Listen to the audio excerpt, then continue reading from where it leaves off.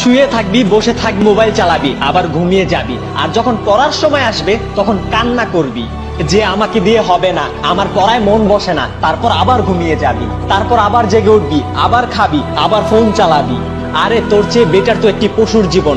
কমসে কম সে এটা তো বুঝে যে তার জন্য কোনটা বেটার। সময় কম, ধীরে ধীরে সময়গুলো চলে যাচ্ছে। আজ তো বাবা বের হোটেলে বসে খাচ্ছিস, কিন্তু কাল তোকে কে খাওয়াবে?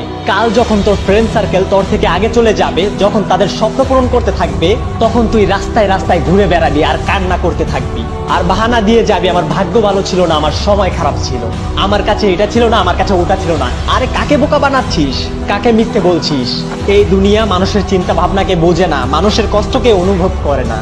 যদি তুই একটি ভালো লাইফ লিড করতে চাস, নিজের ভাগ্যকে বদলাতে চাস, তাহলে কিছু করে দেখাতে হবে। আমার পড়ায় মন বসে না, আমাকে দিয়ে হবে না। আরে বন্ধ কর তোর এই বাহানাবাজি। তোকে দিয়ে কেন হবে না? তুইও তো একটা মানুষ, কি কমতি আছে তোর ভিতরে? তোর কাছে এমন কি নেই যে তোকে দিয়ে হবে না?